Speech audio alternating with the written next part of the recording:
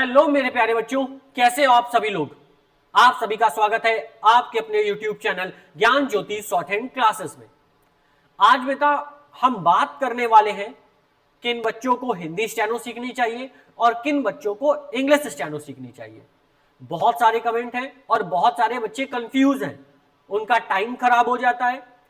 English steno सीख रहे होते हैं, बाद में उनको लगता है कि मुझे हिंदी स्टेनो सीखनी चाहिए, तो 4-5 महीने के बाद वो हिंदी स्टेनो में स्विच करते हैं और फिर 4-5 महीने उनके बेकार हो जाते हैं। तो आज इस इंपॉर्टेंट पॉइंट को बहुत बारीकी से समझेंगे, हर एक पॉइंट को समझेंगे और पता चलेगा कि किसे हिंदी स्टेनो सीखनी है, किसे इंग्लिश स्टेनो सीखनी है। सबसे पहला पॉइंट आप ध्यान दें, अगर आप यूपी बोर्ड से हैं और आपकी इंग्लिश अच्छी नहीं है, अच्छी नहीं का मतलब इंग्लिश ठीक ठाक है, पढ़ लेते हैं लिख नहीं पाते, ठीक है, बोल लेते हैं लिख नहीं पाते, अगर ऐसी कोई भी कंडीशन है तो आपको इंग्लिश स्टेनो नहीं सीखनी है। आपको इंग्लिश स्टेनो नहीं सीखनी है। आपको क्या करना है, आपको हिंदी स्टेनो में स्विच करना है, हिंदी स्टेनो आपको पढ़नी है, ठीक है। सेम कंडीशन सीबीएसई और आईसीएसई बोर्ड वालों के लिए, यानी इंग्लिश मीडियम के जो बच्चे हैं,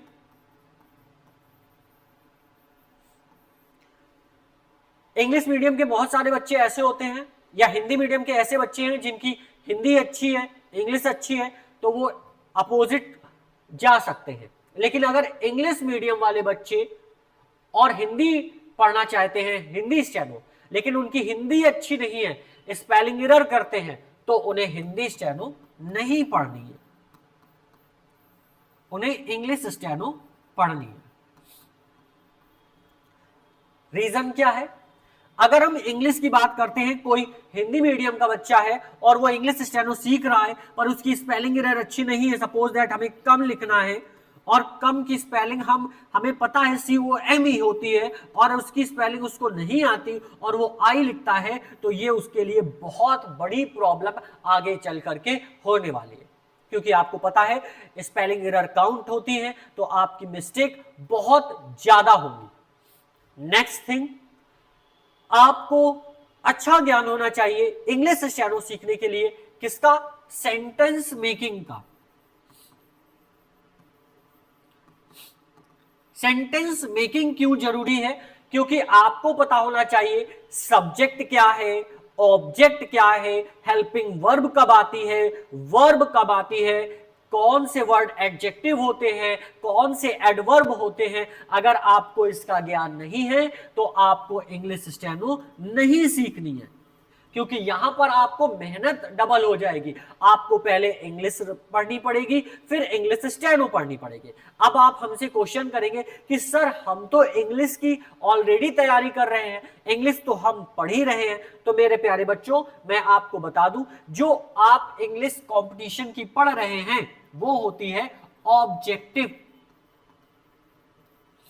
मतलब आपके पास ऑप्शन दिए होते हैं, सेंटेंस दिया होता है, आपको उसे देख करके उसमें सही और गलत का अंदाजा लगाना होता है, सही और गलत का चुनाव करना होता है। लेकिन इंग्लिश स्टेनो की बात करें, ये होती है आपकी डिस्क्रिप्टिव, इसलिए आपको समस्या होगी अगर आपको स्पेलिंग एरर करते हैं और इसके बाद आपको सेंटेंस मेकिंग का ज्ञान नहीं है, आपको नहीं पता कि हु के पहले क्या आता है, ह्यूमन आता है या फिर निर्जीव चीजें आती हैं, हु के पहले कंजक्शन आता है, हु के पहले प्रीपोजिशन आती है, बाद में क्या आता है, तो आपको बहुत सारी प्रॉब्लम होगी। फिर आपको इंग्लिश स्टेनो नहीं सीखनी है। तो किनको नहीं सीखनी है?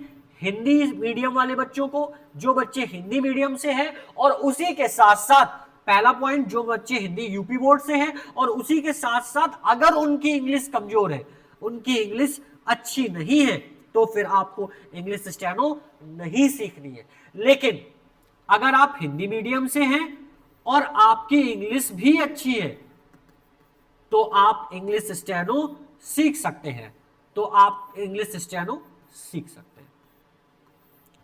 ठीक है, फिर से समझो, आप यूपी बोर्ड से हैं, हिंदी मीडियम से हैं और आपकी इंग्लिश अच्छी नहीं है तो आपको इंग्लिश स्टेनो नहीं सीखनी है। आप यूपी बोर्ड से हैं, आपकी इंग्लिश अच्छी है, आपको कोई प्रॉब्लम नहीं है, आप इंग्लिश स्टेनो सीख सकते हैं, ठीक है। सेम कंडीशन, आप इंग्लिश मीडियम से हैं, आईसीएससी सीबीएसई बोर्ड से हैं, आपकी इंग्लिश स्ट्रांग है, आप definitely sure English steno choose करेंगे।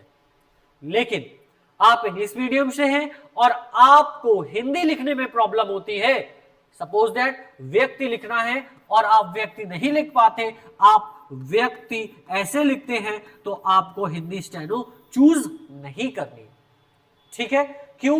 इनका रीजन क्या है? तो मेरे बच्चों आपको पता है आपकी एरर काउंट होती है, वर्ड्स एरर काउंट होती है, ठीक है, स्पेलिंग एरर काउंट होती है।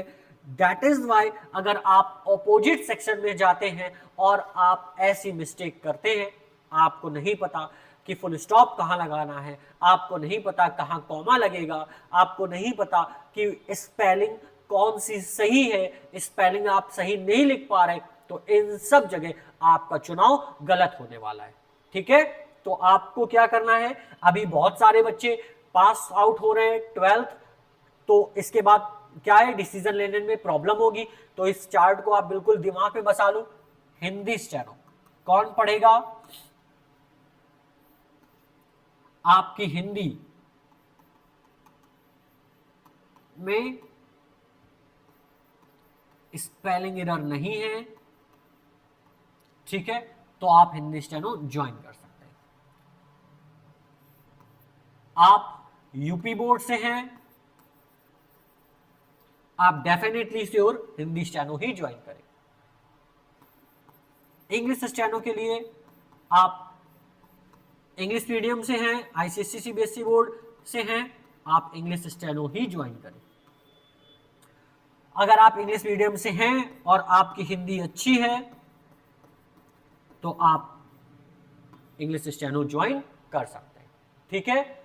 ये आपको ध्यान रखना है और किसी के बहकावे में नहीं आना है। क्या? अगर आप कहीं जाते हैं या किसी से पूछते हैं, आपसे कहा जा रहा है हिंदी स्टेनो की वैकेंसी आती है, इंग्लिश की नहीं आती, इंग्लिश स्टेनो की वैकेंसी आती है, हिंदी की नहीं आती, तो ये सरासर गलत है। आप किसी जाल में फंस रहे हो, आपको बेवकूफ बनाया जा रहा है, ऐसा कहीं नहीं है। हिंदी स्टेनो की भी वैकेंसी है, इंग्लिश स्टेनो की भी वैकेंसी है। जैसे अगर हम बात करें एसएससी की, तो आपको हिंदी और इंग्लिश दोनों की ही वैकेंसी निकालता है। अगर हम बात करें इलाहाबाद हाई कोर्ट, हिंदी और इंग्लिश दोनों की ही वैकेंसी निकालता है। पर अगर आप यूपी बोर्ड, यूपी स्टेट से लड़ना चाह रहे हैं, स्टेट वाइज लड़ना चाह रहे हैं, यूपी से, राजस्थान से, उत्तराखंड से, तो यहां पर आपको हो सकता है आपको हिंदी स्टेनो की वैकेंसीज ज्यादा मिले। जैसे हिंदी स्टेनो की वैकेंसी आपको मिल जाएगी यूपी SSSC में, ठीक है, इलाहाबाद हाई कोर्ट में, ठीक है, राजस्थान हाई कोर्ट में, इसी के साथ साथ एसएससी में आती ही है, ठीक है। इसके बाद आपको मिल जाएगी एपीएस की वैकेंसी, अपर निजीव सचिव की, ठीक, लोक सेवा आयोग में, ये आपको हिंदी की वैकेंसी मिल जाएगी। अब अगर आप कह दो इंग्लिश की वैकेंसी नहीं आती, बिल्कुल गलत, इंग्लिश की वैकेंसी भी आपके पास है। क्या कौन कौन सी वैकेंसी है? एसएससी देती है, इलाहाबाद हाई कोर्ट देती है, ठीक है। अभी देखिए इलाहाबाद हाई कोर्ट की पीएस की वैकेंसी आई है, ये आपको मिलती है, DSSB में आती है, ठीक है, दिल्ली हाई कोर्ट में आती है, सुप्रीम कोर्ट में लगी हुई है, इन सभी जगह आपकी क्या है, इंग्लिश स्टेनो की वैकेंसीज है। तो बेवकूफ बनना बंद हो, जाल में फंसना बंद हो, क्योंकि जो हिंदी स्टेनो की कोचिंग पढ़ा रहा है वो आपको कोशिश करेगा कि इंग्लिश स्टेनो से हिंदी स्टेनो में कन्वर्ट कर दे, और आपका टाइम खराब हो जाएगा क्योंकि आपको नहीं पता होगा। कारण क्योंकि वो इंग्लिश स्टेनो नहीं पढ़ा रहा है।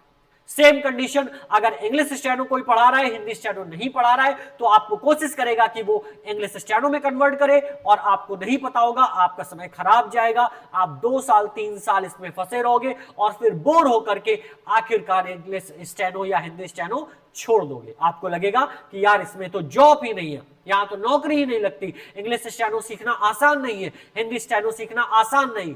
सारी चीजें आसान है, पहले सही चुनाव करें, देखें, आप कौन से बोर्ड से हैं, आपकी इंग्लिश स्ट्रांग है कि आपकी हिंदी स्ट्रांग है। इसके बाद आप उस स्टेनो को चूज करो, और चूज करने के बाद ये मैंने लिस्ट बना दी है। इसके बाद भी अगर आपको चाहिए तो आप कमेंट कर सकते हैं, कमेंट करके बता दीजिएगा। मैं पूरी लिस्ट, कौन कौन सी हिंदी स्टेनो की वैकेंसी है, कौन कौन से इंग्लिश स्टेनो की वैकेंसी है, सारी डिटेल वाइज आपको भेज दूंगा, आपके लिए एक वीडियो बना दूंगा, वहां से आप देख लीजिएगा और आपका पूरा कंफ्यूजन क्लियर हो जाएगा।